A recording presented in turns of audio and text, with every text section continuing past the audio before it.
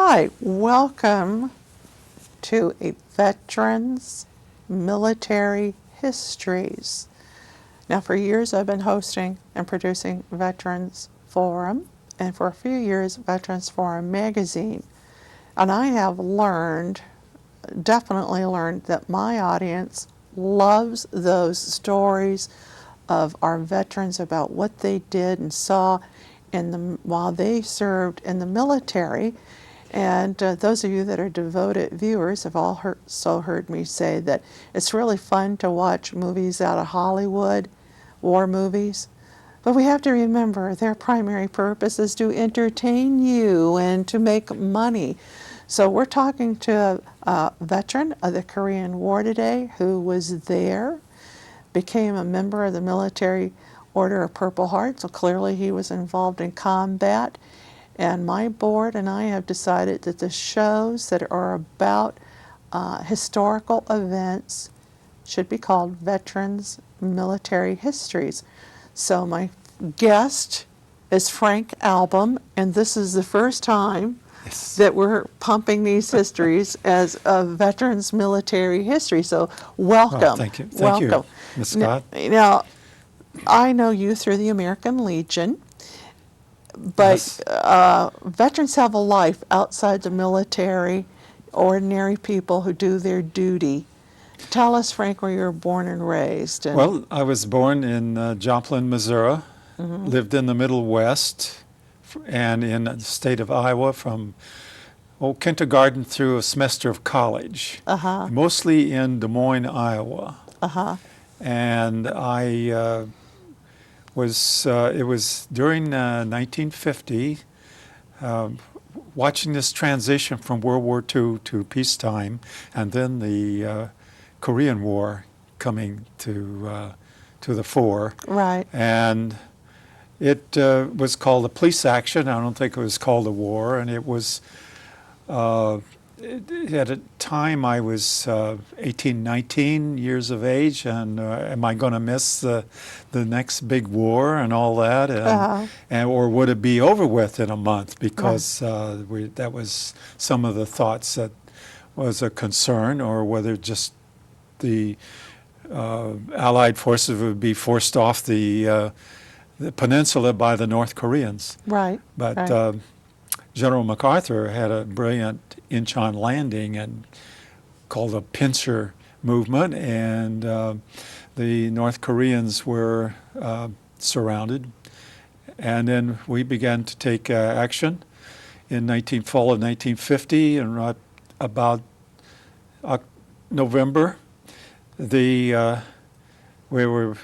thought we had success, and then the Chinese people, 200,000 troops came over the border, and that changed the war. Yes, anybody who's ever watched Everybody Loves Raymond remembers the father figure complaining about those 200,000 Chinese. So at what point did you find yourself at the recruiting station and signing up? Well, I was enrolled in college, and I was finishing one semester of college at a junior college there in Des Moines, Iowa, and some of my friends and high school friends, we thought, well, gee, let's join. Oh, okay. And so we joined the Marine Corps, and that was in February of 1951. Now, did you talk to your parents about this, or you just surprised them with dinner that night? They kind of knew that I was thinking about wanting to go. And so that was, and I went to boot camp in San Diego, where a lot of people on the west side of the Mississippi River go. Right. And then to Camp Pendleton for combat infantry training, advanced training. And then by the time August of 1951, transported over to the Korean Peninsula. Now, did you take a ship from Bremerton or San Diego? How did you get there? From San Diego, I was on a military transport cargo ship. Uh-huh. The APA Pickaway was the name of it. You and hundreds of others of you, no Yes, doubt. there are probably 800 Marines Yeah. on there stacked up along the corridors, and it was just a cargo ship. You could almost see a lot of them around here in the Puget Sound area Right. of that shape and size. Right. This is pre-container ship era. Right. So what was your first impressions of Korea once you landed? Well, it was we landed at Busan. And it was the aroma was pretty strong of the country, and you could smell sewage and things like that. And we got off the ship and we went to by military vehicle. Went to outside of Busan to probably Daegu, almost that area. There was an air base, and we unloaded our gear off of that, and now we were down just to combat gear because we left our seat bags in Kobe, Japan. Oh, and were you expecting them to come to reach you later, or why did you leave? No, well, that was the way things were. You would all your dress uniforms and things would be stored in Korea until you returned home. Well, let's face it, I don't think anybody expected to be in dress uniform while they're in combat. So your shoes, street shoes, and things that you had accumulated would be staying, and you had coats and dress clothes, several dress shirts and ties. All of that stayed in Kobe, Japan. Now tell the audience, because last year I did a blitz of shows on veterans of the Korean War because it was the 60th anniversary. Yes. The war started in June 1950. And what division, unit, and so forth, because there could be some Korean War vets, children of Korean War vets that may know something about their dad. And so tell the audience what unit, division you were in. Okay. The 1st Marine Division was the division that was stationed in Korea. And that is made up of 3 regiments, and each regiment has 3 infantry battalions and a weapons, and then each battalion has 3 companies, and each battalion had also a weapons company, which was your machine guns and that type of heavy equipment. And so I was from the docks to the airport. Then we went from the airport and flew north to NJ, Korea. Close to NJ, it was actually a city called Chuncheon. Chuncheon was right at probably at the 38th parallel. It was flat. It was a major airport for 4-engine type of cargo and planes for troops. Right. And then from Chuncheon to Imji, which was the main supply route, kind of a carved out path for trucks to Inji, and this is where I came in contact with the 5th Marine Regiment at that time, and was introduced by the Colonel Weed to us, and he welcomed us aboard, and as the highest ranking officer I'd probably ever seen in the military at that time. Right. And so introduced, and then as we were billeted down in pup tents, and I thought it hadn't rained there in 6 months. It was dirt and dust everywhere, but that night it just rained and poured. But the next day it would be kind of that way again. It'd be drying out, and that must have been hard to acclimate to the hot. It was. Yeah. You were wet because that took some time to get dry. Right. We had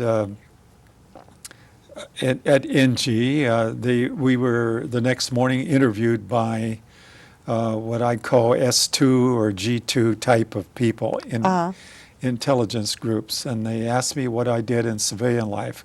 Well, I had studied electrical work in high school. Oh, okay. And so they immediately sent me over to the telephone wire platoon. Well, it's nice to know that sometimes they really do use your skills as a civilian, because so many times we hear these stories that they don't. Yeah, good for you. Well, that was, and so I was with the wire platoon, and we were in reserve at that time. We were not online. The officers said, well, we're not going to go online for a few days. Everyone felt good about it. Now, did you hear shelling, or were you relatively peaceful? Not at that level. We were probably, well, by driving time on a Jeep, we would go up to the front lines quite often to repair wires that had been damaged from various reasons. Right. And so and we would leave in the morning and go up and fix the lines and repair them and come back at night. And then we moved forward from MG, INJE is the way the Americans would spell it. And we moved forward to closer to the lines, and then on September 16th, 1951, the 3rd Battalion, 5th Marine Regiment went online, and that on the front line, and engaged in combat from then on. Now, before we jump into combat, tell me, when did you start drawing, penciling these scenes? It looks like you're almost an artist with that. Did you take art classes that semester in college or high school? Well, I've had to sketch things out at different times, maybe drawing things for electrical items, and it came somewhat easy to me. But these are just recollections that sometimes I'll say, oh, I remember this reminded me of something. I saw a picture of a switchboard, an field switchboard, and that I said, gee, I think I can almost reproduce the one that I used in Korea, because when you weren't busy, you were running the switchboard. Right. And you would have shifts, and of course. Well, I think it's really cool how you were able to do sketches, almost like for lack of a better word, a diary. Well, because you didn't go around. I don't think the men were issued cameras. The only person who'd have a camera would be someone in the Marine Corps press or something. Yeah. Well, I think you're right, and I think I've always had a concern about the loss of this kind of sketchbook. Of having it in your, maybe you're getting a little portfolio you build to hand off to somebody a relative who sometimes would have an interest in this field. Right. A lot of them, it's just boring. It's old stuff and ancient history. Well, I applaud you for having taken the time to write out and document what you did in Korea, because I'm telling you, I've always reminded people, please write things down, because your service will either be exaggerated, minimized, or worse yet, just forgotten. Just forgotten. Yeah, just forgotten. So please, folks at home, write down what your service was, even if you don't consider it very exciting. Well, that's right. It may not sound exciting to you, but it was your experience. Certain kind of vehicle. Well, no one knows what that vehicle looks today. You can probably describe how much oil it used, how many miles per gallon, all of that, and how much it weighed. That's great history there. That's yes, real. It is. So before you got into combat, and I'm sure this is true of every soldier and Marine, but as a Marine, did you feel confident that you could do the job?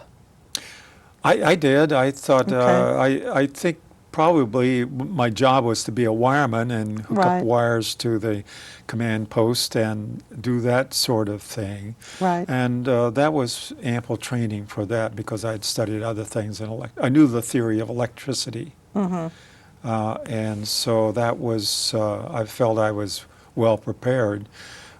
I think one never thinks that they're well prepared for combat. Right.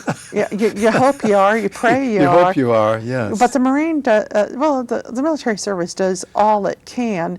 And even sailors may have to, They might not get personally shot at, but boy, they know what to do instantly Yeah. if their ship is shot or torpedoed. Yes. They just work together as a group and try to plug those holes. You got it. You Well, got to be well trained no matter what branch of service you're in. So, how many times, let me ask you because I don't know, were you in combat before you took a bullet and some shrapnel? Was that your. well, about 4 or 5 days. 4 days, yeah. Tell us where uh, that was at. Well, that part of the country was near the Punch Bowl. Some people will know where that. It's probably a meteorite that struck the country some Eons ago. eons You're ago. right. And Yanggu was another town or area, and Huachan was probably a electrical generating plant that maybe the Japanese put in years ago before that. So it was in that area. We called it Hill 812, and we were looking up at the North Koreans on Hill 1057. Now, these were measurements in meters, so you're talking about pretty high altitude. Sounds like it, yes. And at night it was cold. And Every Korean War vet has told me how cold it was. I know of 2 men that served in World War II fighting the Nazis in an awful winter that later got called up for Korea. And I am thoroughly convinced no place on the surface of the planet can be colder than Korea unless it's the North Pole. I think Very cold. 1950 A lot of toes were lost. a lot of, yes, I think that was a very severe winter that time. We have severe winters every once in a while, Right. but that was a good example of it. Right, right. So what battle was taking place when you got shot, Frank? Well, I think the Army, which was over to our left, was fighting.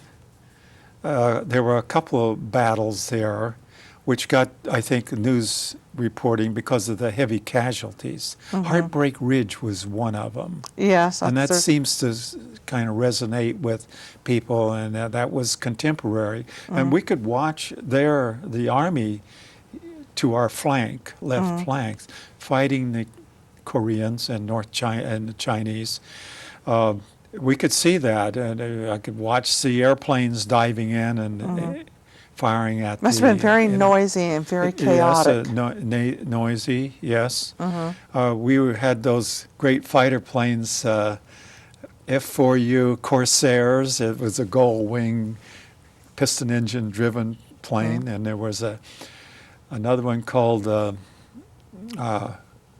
Hellcat. Right, right. I didn't see any of the jet airplanes, although that was the time when the first jet airplane combat was taking place with a MiG and F-80 Shooting Star, I think, was our jet airplane. Right. That was the first combat of jet airplanes. I think William Holden and Mickey Rooney made a movie about that. Could have The been. first jets in combat. Yes, yes. So you were doing what when you suddenly, more than ouch. Well, we were on a patrol. That seems to be the life of Marines, is you're always going out on a patrol. We went in onto a patrol from the high point of where our position was to in front of our own front lines, looking for probably a combat patrol of Marines or another reconnaissance patrol, so we could find out information about what's up in front. What kind of lines does the enemy have? Right. And we got spotted, and I heard 4 rounds kind of coming down the hill towards us. And the 5th round hit the middle of our little fire team of 4 people and another wireman and myself.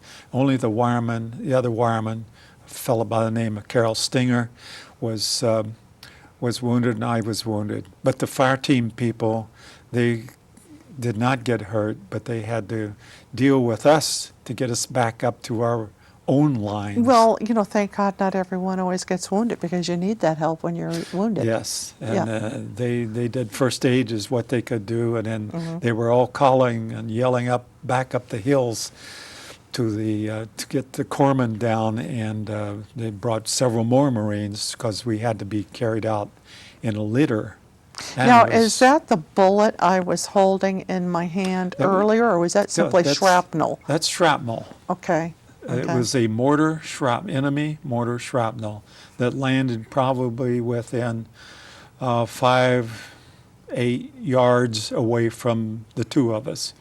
We always kind of stayed 5 yards apart. You never bunched Oh up. no, that yeah, Yeah. that'd be like sitting Yeah, ducks, but that's true. And so that's, and that was a piece that they took out of me. I still have pieces in my shoulder and leg.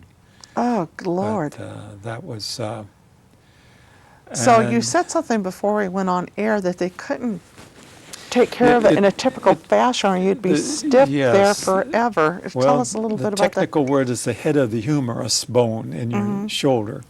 And if that is frozen or put in a cast, then you might not be able to move it later. Right. So they had to dangle, which was not all that comfortable. No, but you're And able to use your hand and your arm pretty well now, aren't you? yes, Okay, so yes. I guess we can say they took It, the right tact. yes, that was great. And I was Now carried I back to Seoul eventually. I went through kind of a MASH unit, the one that we used to see Alan oh yeah Alda. yeah. The beginning of that kind of photograph, although I never got the plane ride. And did you see Hot Lips?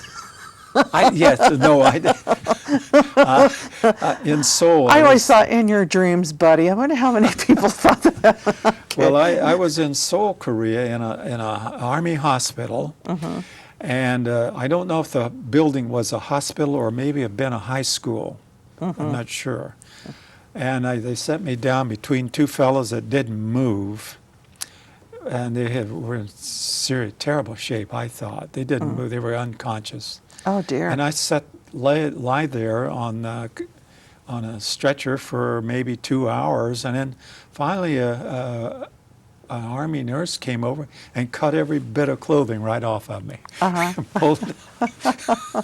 I said, "Let me keep my belt," and I did. I kept that as a souvenir. But it was pretty blood-soaked by then. I would but imagine so. So how long did you stay at the MASH unit? At the MASH unit, probably almost a week before I got to Seoul. And then from Seoul, I went to Tokyo, Japan, to an air base which is no longer in existence, Tachikawa Air Base. It's now probably a modern suburb. Right. And I went from there in a nice Army Cadillac ambulance down to Yokosuka Naval Hospital in the southern part of Japan, and that's where I spent another 2 or 3 weeks. And that And was, all this time, your parents were told back home, was it Des Moines? yes, They got word. they got that the telegram. Regret to inform you your son's been Yes. shot. and But then they left nothing some. else. Yeah, I would be, as a mom, you're glad they informed you, but I'd be, well, shot where? How bad is it? Yes. How long did it take them to get an update about your medical I think situation? I was able to, it was probably at least 10 days after the telegram got there. That must have been a before- long 10 days for your It must folks. have been, yes. Yeah. I'm sure it was with my mother.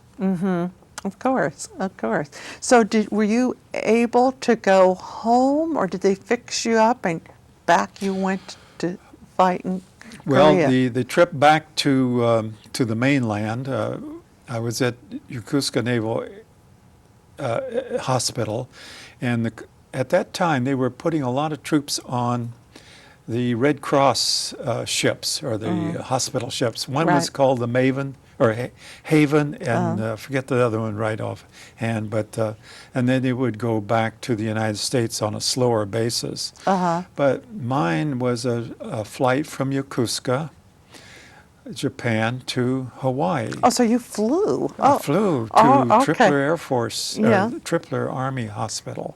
Beautiful building. And I was there maybe 2 or 3 days. And then from Tripler to Mare Island near San Francisco. Right. And at what hospital were you presented the Purple Heart. This is one was in Yokosuka, Japan. Okay. They just started handing them out, and I was, fortunately, I was the only person in the ward that could get up and walk around, and that was a major goal that I tried to do. A lot of the people were amputees. Oh, yeah. And serious, they had, landmines were a good example, or someone who had been badly shot in the Right. leg or something like Right. that, and Right. caused it to be amputated. So while you were in a lot of pain, you could see that you were more fortunate than some of the others. That was my major goal, was to get out of the upper bed of a bunk bed that was in the hospital for me, and I got down and finally got to where I could go to the toilet On your the own. head. Yeah, right. And that was a major accomplishment. Sure. And then walking around through the hallways of that naval hospital. Now, were you was- released once you went to Mare Island? Because even though I'm sure you weren't wounded, I would think that, wasn't your shoulder quite disabled for some time? Yes. Well, from Mare Island, it was another hopscotching across the United States. I ended up in a hospital in Texas. It's a well-known military base there. The name slips me right now, but it was. I was there for a few days, and then I was a couple of days in in Hot Springs, Arkansas, at a Army military hospital, and eventually to the Memphis Naval Hospital in just north of Memphis, Tennessee. And is that where you were Millington. discharged? No, I stayed there for about 3 months. Came back on active duty in mid-January of 1952 now. Oh, okay. And then I was in a Marine barracks, one of those spit and polish kind of groups. You press your clothes all day, or you were at the main gate checking ID. Well, our time's coming to an end, Frank. So tell us, did you make it a career, or did you eventually No, get... I was served the rest of my career at Cherry Point, North Carolina, and in the last year and a half at the infantry base here at Camp Lejeune, Okay. Camp Geiger, Force Troops. Well, Frank, And- thank you for serving. We've run out of time, and I'm sorry you got wounded, but I'm glad you were able to tell your story. It's a pleasure Write to be here. your stories down, or they'll be minimized or forgotten or exaggerated. This is P.J. Scott with Frank Albin, member of the Military Order of Purple Heart and combat Korean War vet. It was a pleasure to have you, Frank. Thank you. See you My next pleasure. time.